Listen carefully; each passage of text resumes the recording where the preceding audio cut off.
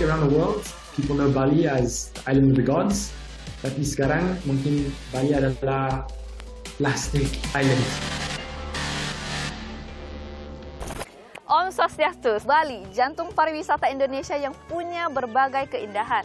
Dari pantai indah yang melimpah, teras sering yang asri, kaya budaya, hingga atraksi kelas dunia. Namun di balik seluruh keindahan itu tersimpan permasalahan yang sering luput, darurat sampah. Tak hanya di darat saja, sampah juga bocor, mengalir ke sungai dan laut.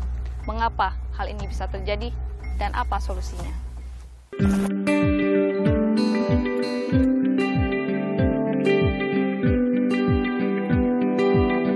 Bali, surga wisata destinasi budaya, kini tak lagi seindah panorama. Di balik manisnya industri pariwisata, sampah peninggalan wisatawan membuat Bali menyandang status darurat sampah. Saya bertemu tim Bakti Ring Pertiwi, gerakan sosial peduli lingkungan yang aktif sejak tahun 2018. Tak mau ketinggalan, saya ikut bergabung bersama membersihkan sungai Yeh Empas di Kabupaten Tabanan, Bali.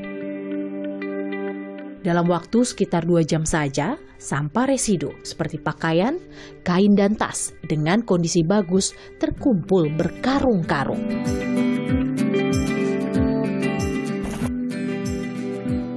Kajian Bali Partnership mencatat 452 ton sampah bocor ke saluran air setiap harinya.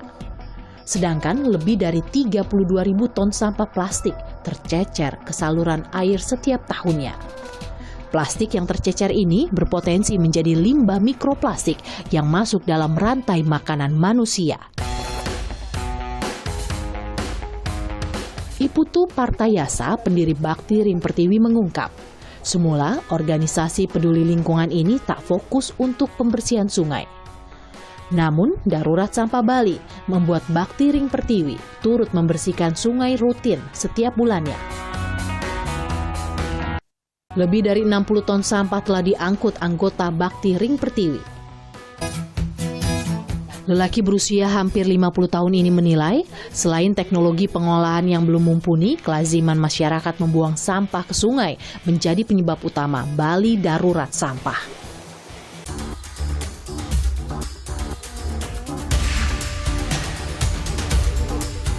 Sam Benchkip, co-founder Sungai Watch, organisasi lingkungan yang berambisi menuntaskan kebocoran plastik ke saluran air, menyatakan pihaknya telah mengangkat 1,3 juta kilogram atau 1.300 ton sampah plastik sejak berdiri tahun 2020 lalu.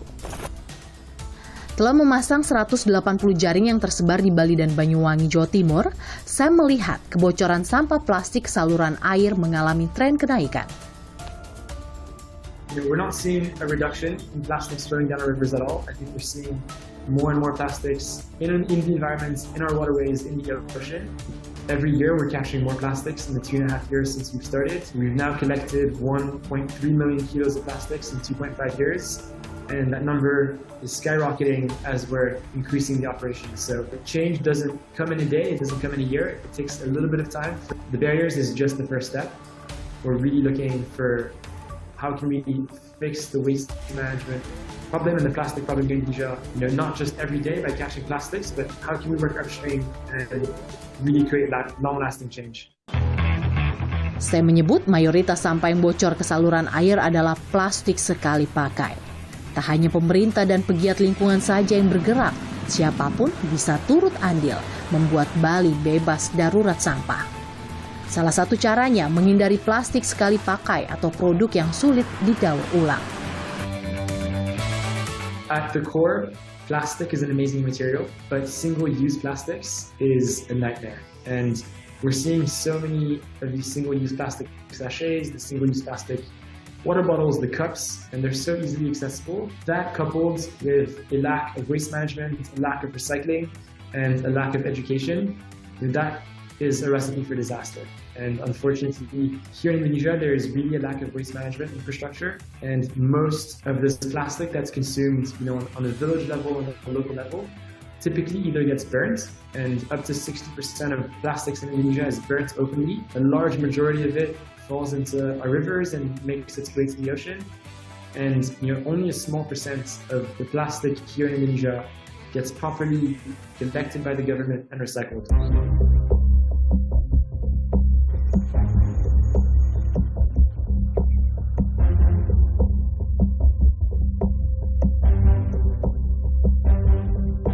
Ini adalah TPA Suwung, tempat pembuangan akhir terbesar di Bali. Di areal seluas 32 hektar ini tertimbun sampah hingga 60 meter.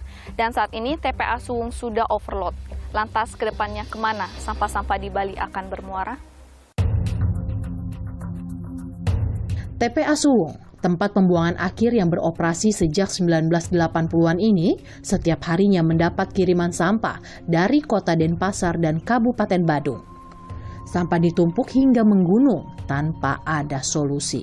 Padahal pemerintah sudah membangun 3 tempat pengelolaan sampah terpadu atau TPST di Kota Denpasar untuk menggantikan TPA Suwung yang mestinya sudah ditutup akhir tahun 2022 lalu. Namun rencana belum terrealisasi karena ketiga TPST tak bekerja maksimal. Kepala UPDT, Pengelolaan Sampah Dinas KLH Provinsi Bali, Nimade Armadi mengungkap, sarana dan prasarana pengelolaan tak seimbang volume sampah. Ia mengaku khawatir karena target wisatawan ke Bali terus meningkat, sementara TPA Suwung overload alias melebihi kapasitas. Tak hanya Suwung saja, Made Armadi menyebut seluruh TPA di Bali mengalami kelebihan kapasitas karena tak ada manajemen pengelolaan yang tepat. Semestinya, TPA hanya menampung sampah residu atau yang sulit didaur ulang. Namun nyatanya, hampir seluruh sampah rumah tangga diangkut ke TPA. Cuma di Bali masih melaksanakan pengelolaan sampah secara konvensional, artinya kumpul, buang, angkut. Belum ada pengolahannya. Inilah menyebabkan hampir semua TPA itu mengalami overload. Mestinya kan yang boleh dibuang ke TPA seperti ini kan cuma residu saja. Tapi kenyataannya semua sampah hampir 96% sampah masih tertumpu ke TPA.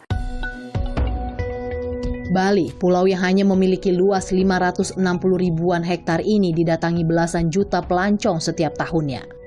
Badan Pusat Statistik mencatat ada 16 juta wisatawan berplesir di Pulau Dewata tahun 2019. Sementara memasuki masa pandemi 2020 hingga 2022, jumlah wisatawan asing di Bali menurun drastis mencapai 83%. Namun di tahun 2023, wisatawan mancanegara kembali meningkat dan ditargetkan mencapai hingga 8,5 juta pengunjung. Kajian Bali Partnership mencatat sebanyak 16 juta wisatawan menghasilkan 3,5 kali lipat lebih banyak sampah setiap hari dibanding penduduk setempat yang hanya 4 jutaan jiwa.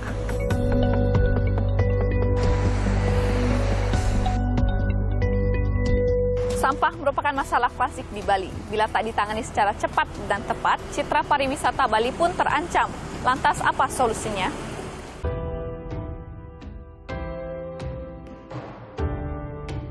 Tak mudah meyakinkan warga untuk membangun tebe modern. Namun buah dari keteguhan beli balik dan rasa peduli warga desa akan lingkungan akhirnya membuahkan hasil. Bermula dari rumah belik balik dan desa adat Cemenggon Gianyar, penerapan pesan PD kini telah diadopsi di lebih dari 4.000 KK di seluruh Bali. Bahkan inisiatif berdasarkan kearifan lokal ini memecahkan rekor muri. Pengelolaan sampah mandiri pedesaan salah satu solusi untuk mengurangi timbunan sampah, khususnya sampah organik. Namun upaya tersebut tentulah belum cukup jika tidak dibarengi pengelolaan sampah yang lebih masif lagi. Pengamat lingkungan dan praktisi energi terbarukan Universitas Udayana, I Gusti Bagus Wijaya Kusuma menyatakan, darurat sampah Bali dikarenakan volume sampah yang dihasilkan sudah di luar rasio normal. Rasio sampah satu warga Bali hampir mencapai 3 kg per hari, sementara idealnya di bawah 1 kg. Selain itu, Bali belum memiliki sistem dan manajemen pengelolaan sampah yang mumpuni. Rata-rata sampah yang bermuara di tempat pembuangan akhir hanya ditimbun menjadi gunungan sampah. Wijaya mengatakan, target wisatawan yang tak dibarengi dengan kapasitas tampung TPA menjadi PR besar pemerintah. 3 tempat pengelolaan sampah terpadu atau TPST di Kota Denpasar yang sudah dibangun memang bisa menjadi salah satu solusi ke depannya. Namun Wijaya mempertanyakan penyelesaian gunungan sampah puluhan tahun yang mengendap di TPA Suwung. Menurutnya, pemerintah telah melakukan 3 kali tender guna mencari pengelola TPA Suwung. Namun hingga kini belum ada pemenang tender. Asisten Deputi Bidang Pengelolaan Sampah dan Limbah Kemenko Marves, Rofi Al-Hanif menyebut darurat sampah di Bali bukan hanya soal volume saja, tapi juga darurat pengelolaan. Ia menilai pemerintah daerah Bali belum mampu menangani sampah secara terintegrasi. Darurat sampah Bali merupakan potret nyata, rambu merah pengelolaan sampah di Indonesia. Selain peran pemerintah, juga diperlukan kesadaran masyarakat mengelola sampah dan bertanggung jawab. Mengingat kontribusi sampah rumah tangga mencapai lebih dari 40%. Bicara soal sampah tentu tidak lepas dari kebiasaan kita sehari-hari, karena mayoritas sampah berasal dari rumah tangga. Anda bisa berkontribusi melawan darurat sampah. Caranya, pisahkan sampah sesuai jenisnya, terapkan 3R, reduce, reuse, recycle, dan biasakan membuang sampah di tempat yang benar.